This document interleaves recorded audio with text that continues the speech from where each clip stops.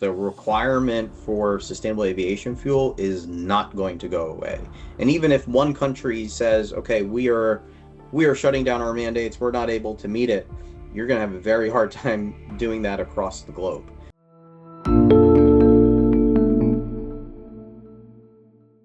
Hello and welcome.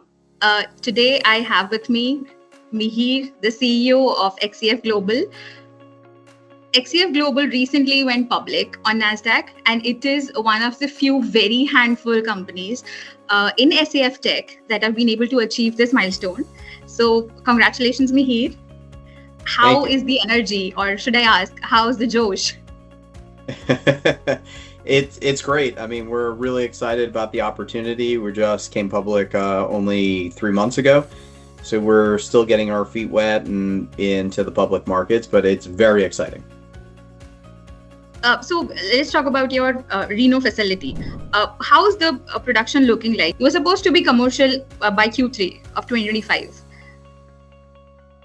Yeah, so we have produced SAF from the facility, which has been exciting. We've produced quite a bit of SAF.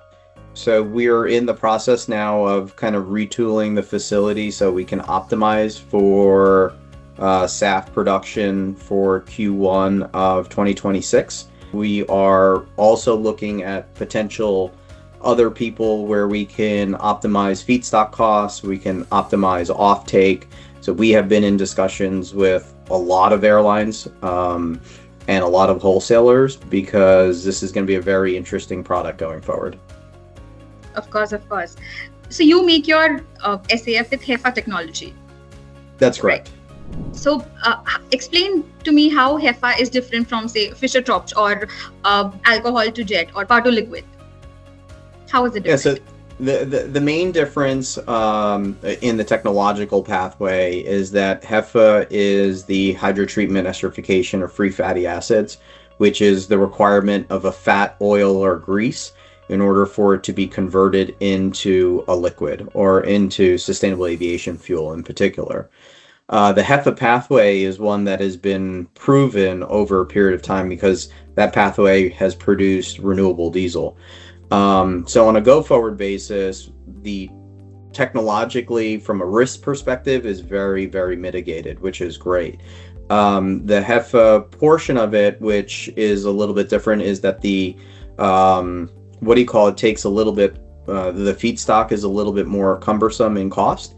So we're looking on ways that we can reduce feedstock costs. Now, how it's different from Fischer-Tropsch and alcohol to jet and power to liquid is those are different technological pathways which have typically different types of feedstocks and a different way to produce sustainable aviation fuel. So those are a little bit more advanced. Alcohol to jet is taking like an ethanol. Fischer-Tropsch requires gasification. Power to liquid is a lot more advanced. But as we kind of keep going through these pathways, and I consider it HEFA, then ATJ, then Fischer-Tropsch, then power to liquid, we start getting advanced in the technological scale.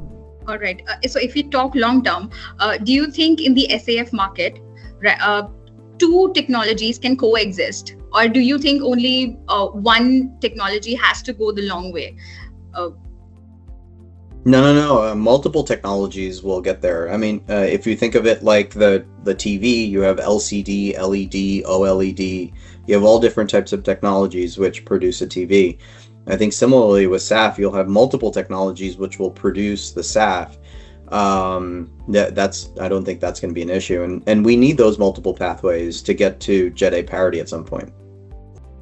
Okay, all right. So how do you describe the global industry's transition to SAF? Has it been smooth? Has it been full of hurdles? Yeah, so I think the transition has been slow up until the beginning of this year. It was only up until this beginning of this year that we've seen now a flurry of countries starting to put mandates in, which are requiring at a regulatory and government level that sustainable aviation fuels start coming into the wing of the plane, start coming into that country in order to service the airlines, in order to reduce the carbon reduction in that domicile. I think this year is the first year that we're seeing kind of the movement of that. I think what we'll see going forward is these mandates, which have been implemented in multiple different countries like Japan, Malaysia, India, UK, Europe, and there are lots of others, are just the beginning. And as the mandates begin to escalate, I think on a 3-year to 5-year forward is where we're going to find less availability of the actual molecule. Right. So what do you think have been the biggest hurdles in the transition? The biggest hurdles have been, I think the first biggest hurdle has been the regulatory hurdle. Understanding where policy is going to sit around this molecule. And I think that's starting to firm up, so that's a good sign. Then it's been around transparency of pricing and requirement of the need of the product, and that's call it now starting to follow the regulatory component. And then the last part of this is there's a dislocation in capital around the financing of these projects. So I think there are currently about 41 projects that are up and running today in the entire world, and that's not going to service the global need. Of course. Which countries do you feel lag behind the most in this transition? I think right now the African countries are really lagging in terms of where they want to sit in terms of mandate. To me, just because we have seen less policy come out of there, I would call it quote unquote lagging. I don't think that they're not thinking about it, but we're seeing other countries being progressive about it, which, I guess by definition is putting them at the forefront. How do you think India is doing? I think India is being thoughtful about it. They already have implemented a mandate, and I think they are thinking about what that mandate is supposed to look like going forward. I think the fact that there is a mandate around 1% right now is the first best starting point. Yeah, they're looking into 2% now. Yeah, exactly. So I think you'll find that will continue to escalate. The hard part is from 0 to 1, and 0 to 1 is getting from no policy to policy. Incremental push on the policy is a lot easier, but 0 to 1 really is the hardest part. So we're talking about inter-country, right? Let me ask you, what are the current geopolitical conditions, with Trump's tariffs and all of those things? How do you think that affects SAF market?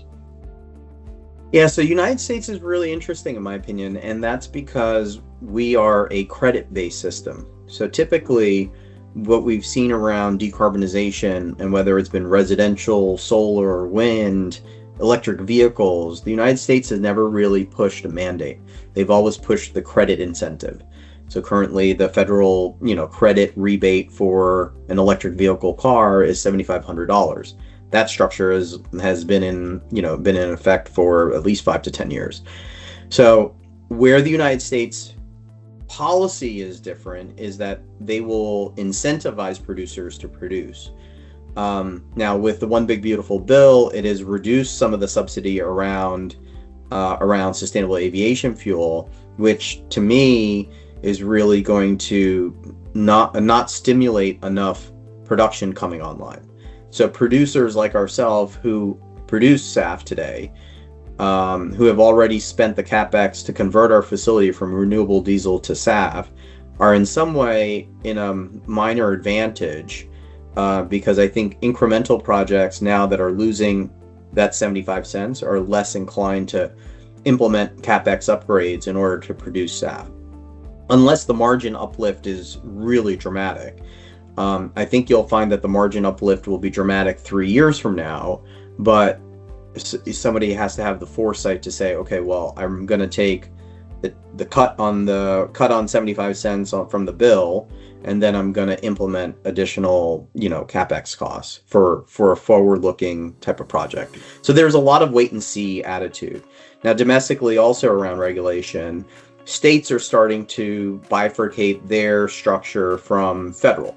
And at the state level, states are Illinois, California has their own LCFS, Illinois has a $1.50 credit, Minnesota has a $1.50 credit. So states are starting to implement their own policy to stimulate production or molecules going into those states. Right. There was a paradigm shift when Trump came into office and we all know Biden's administration has always been very pro-green. So that stark difference, how's SAF industry sort of been able to cope up with that paradigm shift? Yeah, so this is where it's super interesting. This is a great question, actually. The Biden administration is really focused on ESG, and I think what we found was a lot of investment going into ESG and ESG related products. Then, as the Trump administration came in, there was a huge, swing towards petroleum-based products. And with the swing towards petroleum-based products, we're also seeing the financing around petroleum-based products stimulate and dissipate out of ESG type of products. So the White House, however, has sustainable aviation fuel because it's a fuel as still national energy policy and focus and mandate. So that's a great thing in my opinion.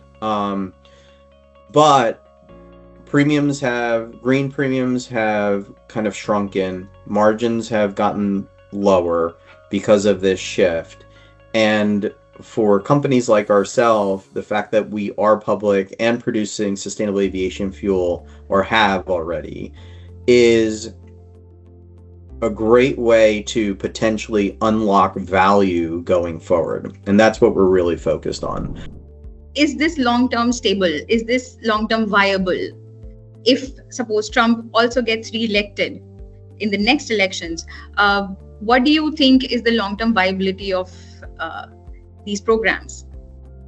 Oh, it's just beginning. Like my opinion is we're just at the beginning point of this entire process. Mandates are starting to go in, policy is starting to change, credits are starting to change. The requirement for sustainable aviation fuel is not going to go away. And even if one country says, okay, we are shutting down our mandates, we're not able to meet it, you're going to have a very hard time doing that across the globe. So I think we're at the beginning of a really critical point of having sustainable aviation fuel infrastructure over the next decade. Interesting. With AI and database startups hogging all of the investor money, what is the investor outlook? You coming from the background, what is the investor outlook for SAF tech companies?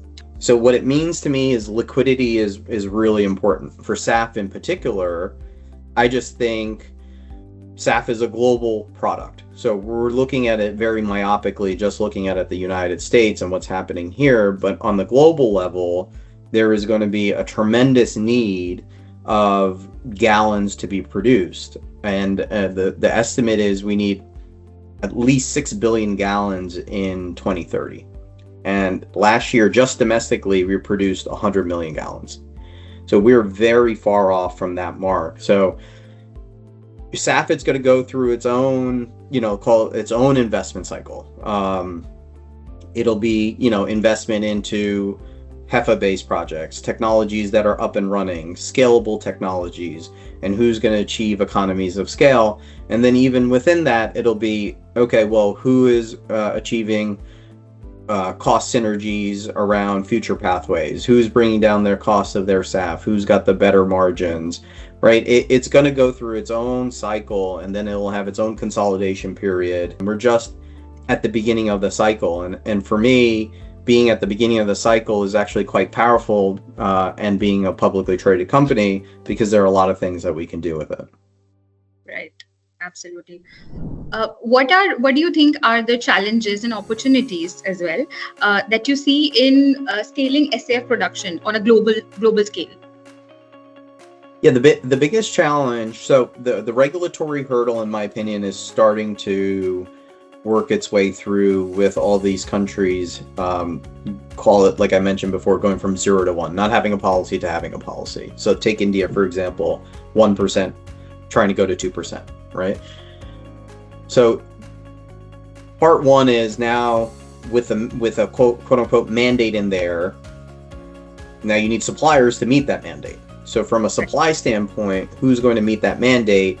And so now you need innovators to come in and say, innovators or previous entrepreneurs or people existing in that business to say, we're going to build this infrastructure, we're going to convert this infrastructure, and then it comes down to financing, right? So who are the people who are going to come in and finance those projects, and what do those relationships look like?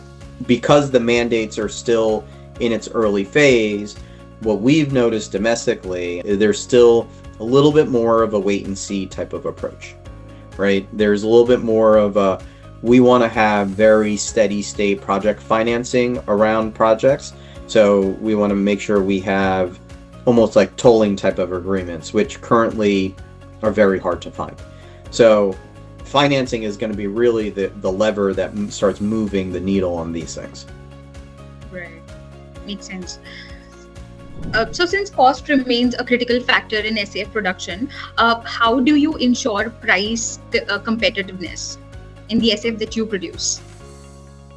Yeah, and that's, there are a couple of things that structurally go into that. Cost competency around SAF production comes into a few things. One is infrastructure build, right? So some of these infrastructure costs are very, very expensive, especially with the capital costs that are in it. But so one will be your infrastructure cost. For example, the cost for us to build our facility was about $350 to $375 million for a 40 million gallon build. That's pretty typical for the size, pretty good for the size actually, right? So one is infrastructure cost. Then the second portion of this is your capital costs around that infrastructure. And then the third, once it's operational, is what does the supply chain look like, right? The biggest cost of goods sold for us is our feedstock costs. It is probably 60% of the cost.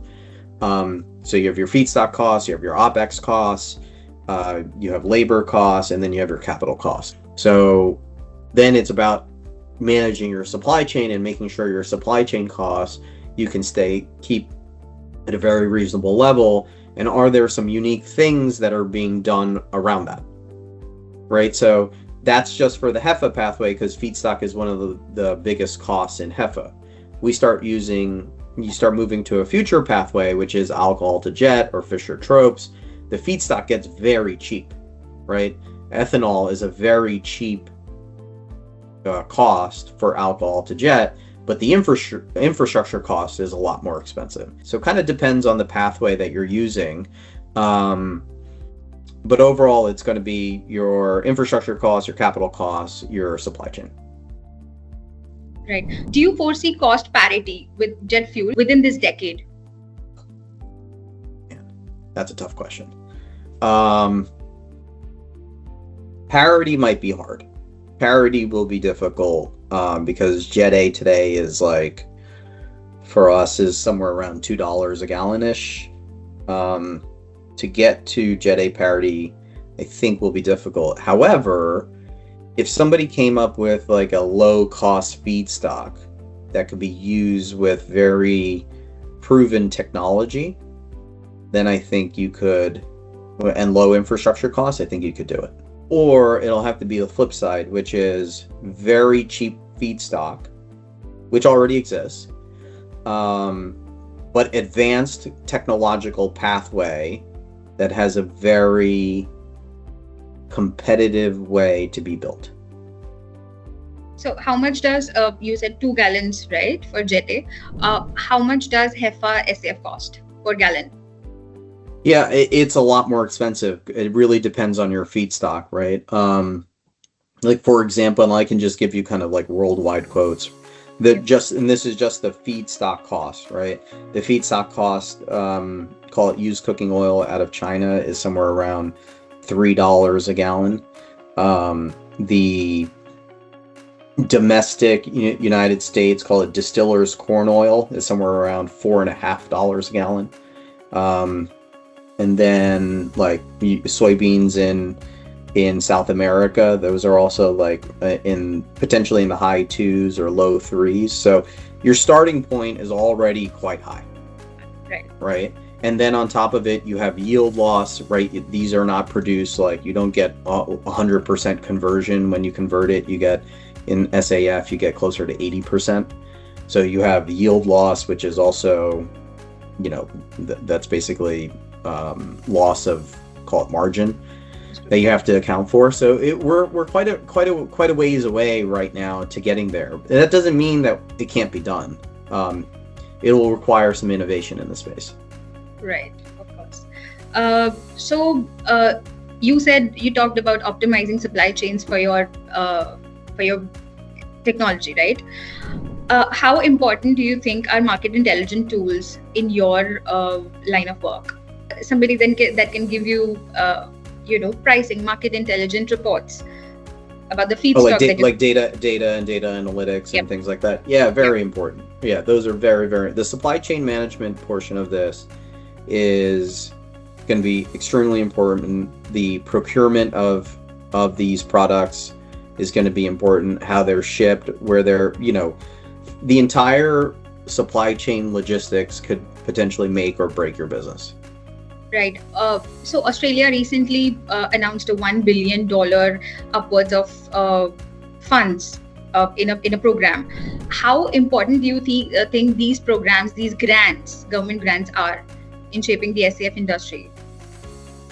They're very important. I mean, it really depends on, your view of SAF. If there's also, call it this, incentive-based program, right? So the United States is incentive-based. It looks like Australia is putting out grants there, which are saying we are going to stimulate the making of this, that we're going to stimulate infrastructure. It makes it very difficult then to not say that that's market worthy, to not say that this is going to drive innovation. So, these things are important. These grants are important to just create more supply out there. Of course. So now, having went public, what is next for XCF? It's world domination. It really is. We have a mission, and the mission is to lead the reduction of carbon emissions in aviation by becoming one of the largest SAF companies in the world, right? And that is the mission for us. This is just the beginning point of the mission. Thank you so much, Mihir. That was it from my side. Thank you. Really appreciate it. Chatting with you. It was an invigorating conversation. Let's keep in touch. I'd like to see what XCF does next. Yeah, me too. And I really appreciate you having us on here with very thoughtful questions. We'd love to come back.